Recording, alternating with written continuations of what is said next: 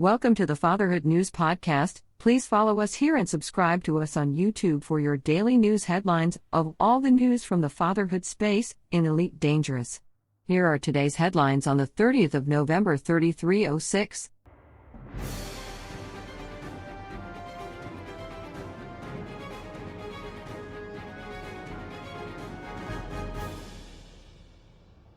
Good evening, I am Jim Cooper.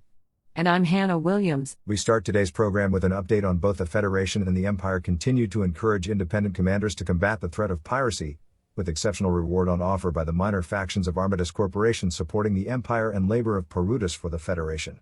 Today the Empire has had almost 3,000 commanders come to their aid in the man system, while the Federation enjoy almost 5,000 commanders that are protecting the production of their new capital ships.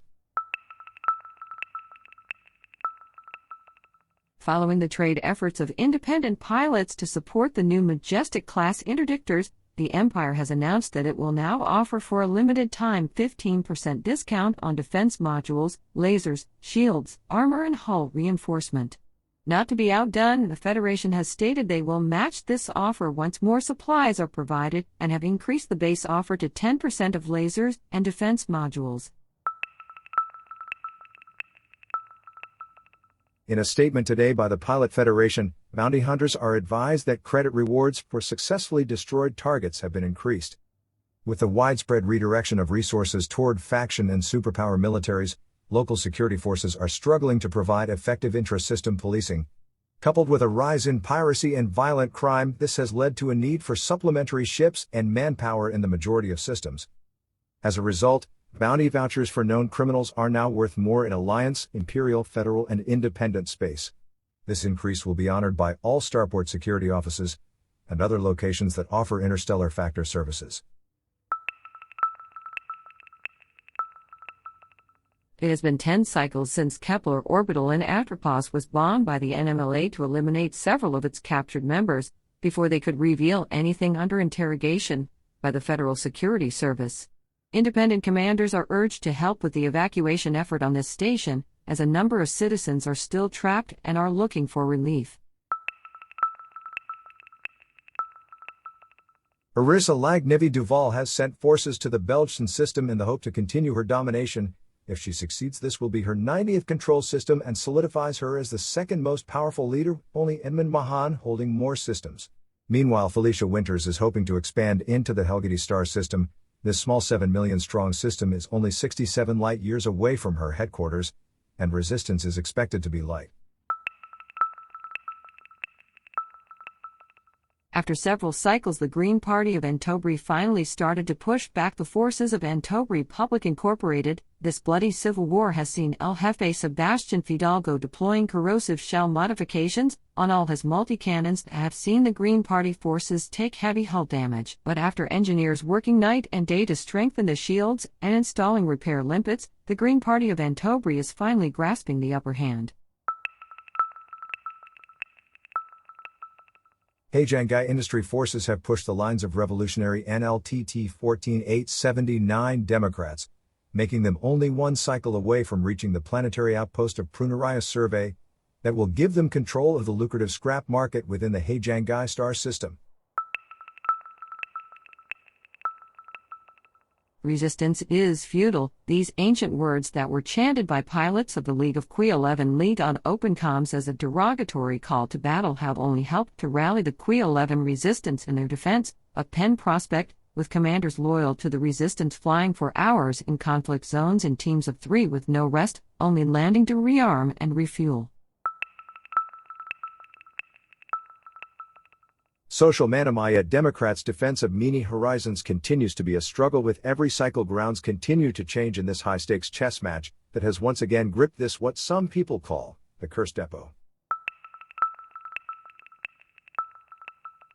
Tensions between Uchala Roja Travel Industries and Progressive Party of Uchala Roja has reached a breaking point after Progressive Party of Uchala Roja changed the way docking fees of non-independent pilot ships are charged. From a ship-based to passenger-based system, Uchala Roja Travel Industries COO gave these comments to the waiting press after leaving the talks early. Sorry, you're asking me why I left early? Well, here's the real answer. What happened in there was a facade. They want us to fund their navy. It's pure and simple. It has nothing to do with station upkeep or whatever lie they want to peddle. They want to attack the Fatherhood. They want to attack the GD69 League and take this star system. These talks are over. I've already instructed our forces to get ready to attack Musgrove Depot.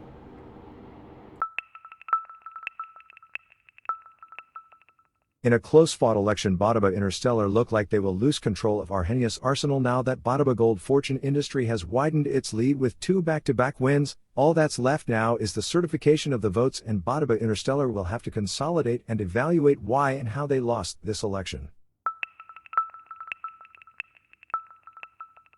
Coalition of HAT 94-00572 are in danger of losing control of Crown Camp after pirates attacked a flotilla of dolphins that were carrying elected officials and out-of-system voters. Voter confidence in the leadership is at an all-time low for failing to protect its own senators. In business news, Carabinieri Universal Services have pushed their production facilities to the limit to support their war in Spock's 253 against the Claris Future in their defensive joint oversight satellite.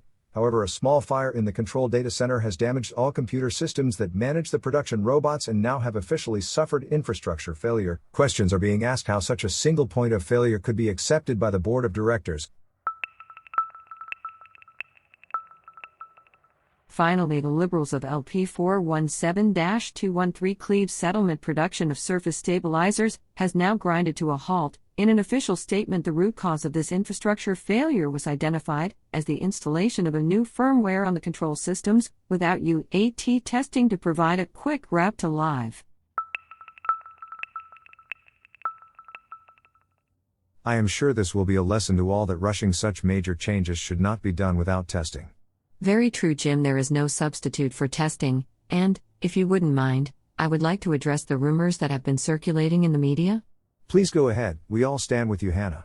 My personal life has been torn apart over the last few cycles, due to the hot mic incident in the last show, so I would first like to say, yes, I am pregnant.